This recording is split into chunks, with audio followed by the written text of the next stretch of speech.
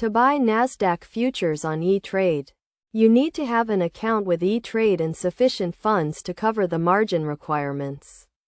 Start by logging in to your E-Trade account and navigating to the trading platform. Once you are logged in, click on the Trade tab and select Futures from the drop-down menu. This will take you to the futures trading platform where you can enter your trade. First, you need to enter the symbol for the Nasdaq futures contract you want to buy. The symbol for the Nasdaq futures contract is NQ.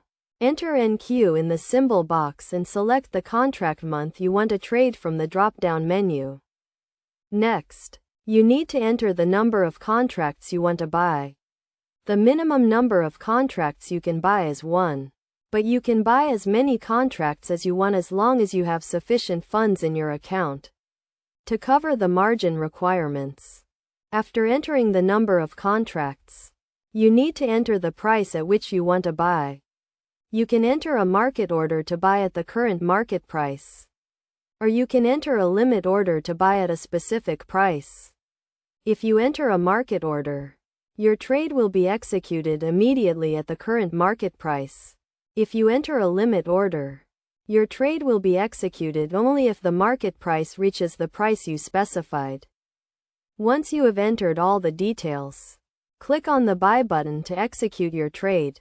Your trade will be confirmed and you will see the details of your trade in your account.